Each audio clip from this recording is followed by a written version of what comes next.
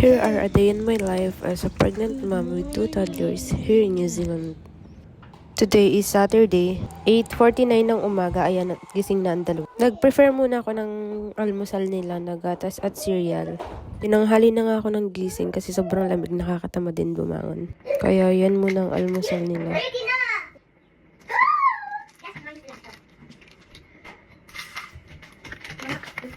Wow! Mama, saan ako dada? Gawa. Yummy? Yummy? Yes. After ko naman mag-prepare ng breakfast nila, nag-prepare naman ako ng aking kape.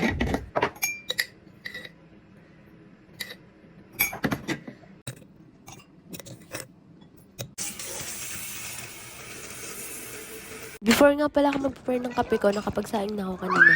At ayan, paluto na siya. Ito nga palang almusal namin ngayon, binabad na manok. Nababad ko na yan kagabi pa. Binabad ko nga pala yan sa sibuyas, bawang, paminta, tanglad, ketchup, lemon, at toyo ng jowa mo. Char.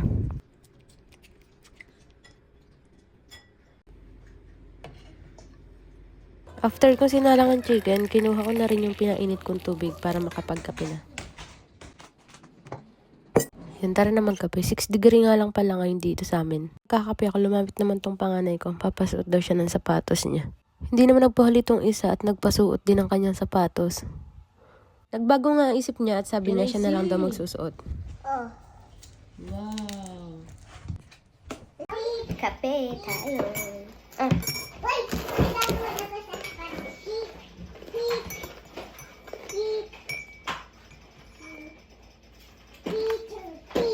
Sumulak na nga pala tong sinalang kong manok kanina. Papaigahin lang natin yung sabaw bago natin patayin.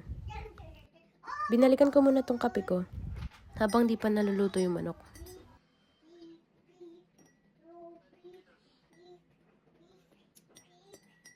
After ko magkape, tinignan ko muna kung yung manok kung pwede na. Pinakluban ko muna ulit para maiga. Habang di pa luto yung ulam, binukod ko muna yung damit ng dalawa para maanlawan.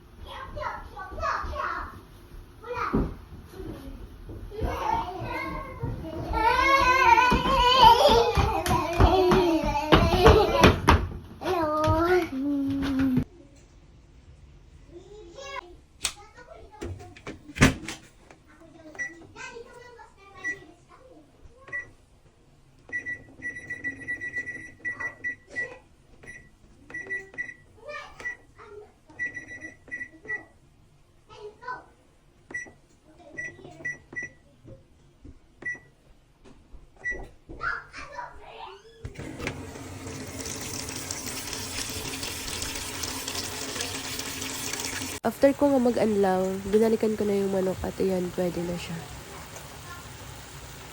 Ito nga pala yung view namin dito sa kusina. Lagas na yung mga dahon ng puno kasi nga winter na. At yan, meron kami ditong para siyang cherry blossom. Sunod ko muna ulit yung manok, baka kasi hilaw pa. Binalibaliktad ko muna para sure na lutong-luto.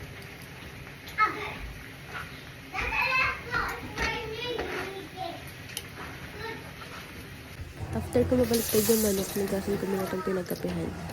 Maligam-gam nga pala na tubig ang lagi kong ginagamit para ako'y maghuhugas. Kasi pag normal lang na water ginamit mo ay naku, para kang naghuhugas gamit ang yelo. Habang naghuhugas ako, napansin kong wala na yung mga upuan. Yun pala, pinaglaruan na ng dalawa. Ito daw yung kanilang bus. Si Sunny yung driver at si Rory yung passenger. Binalikan ko muna yung luto kong manok at tinikman ko muna kung pwede na talaga.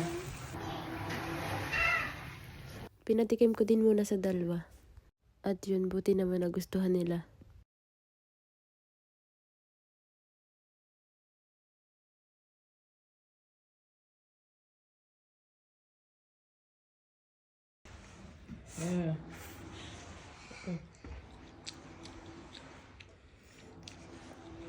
Yummy? Yummy? At yun na, hinanda ko na yung pagkain nila.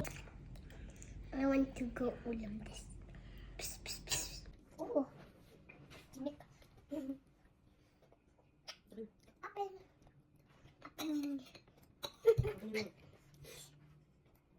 Chicken. Buto. Ano chicken? Ito, hindi buto. Ay. Buto yan.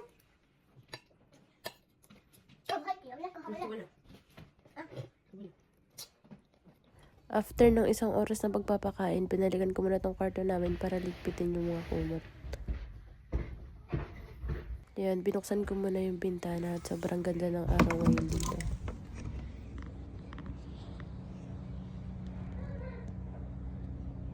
Habang nagliligpit ako ng pinaghigan, bigla naman pumunta tong dalawa dito sa kwarto para magtago-taguan.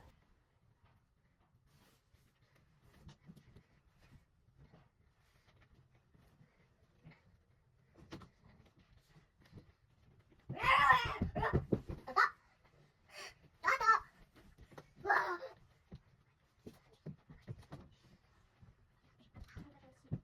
Mama, hey.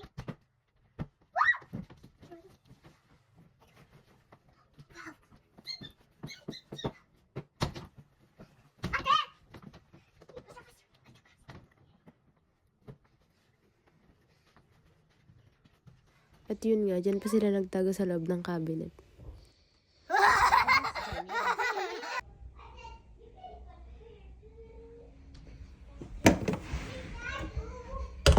Pagkatapos ko naligpitin ng pinaghigaan, nilaya ko muna yung dalawa para lumabas at maarawan. Pero kahit anong sikat ng araw dito, sobrang lamig pa rin talaga. Sarap sana magubad sa araw pero hindi pwede kasi yung araw dito sa New Zealand ay nakakasira ng balat. Kailangan mo talaga mag-sunblock pag lalabas ka. Diyan, namunga na yung lemon dito sa amin. Ito naman ay sa kapitbahay. Tata, bye! Tata! Bye!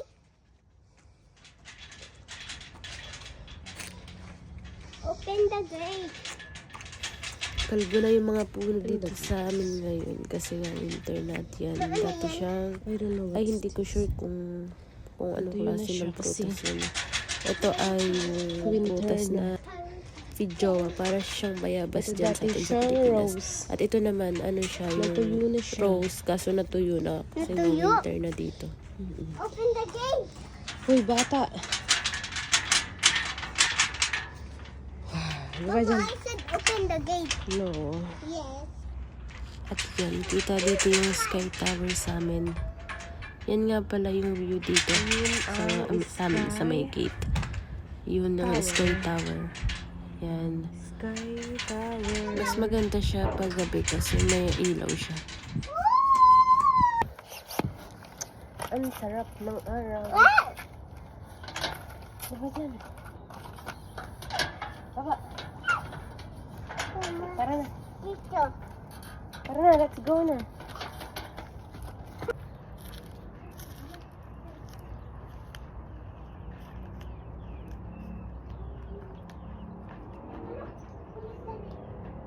At ito naman yung sa likuran ng bahay namin. Noong summer, marami pa yung prutas. Persimmon at saka plums. Pero ngayon wala na.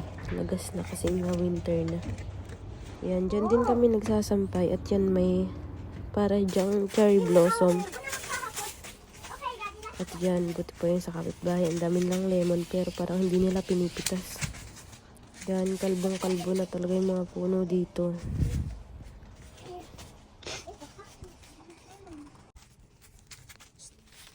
Ay, wala.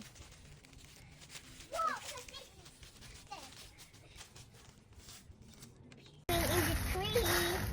Well, I can see the lemon now. Uy, kapit ka kanina. Oh, lemon. Ate, bye. Bye, ate. Wow, ang ganda. Yun lang. Pinaglaro ko muna sila dyan para maarawan sila. Salamat sa panonood.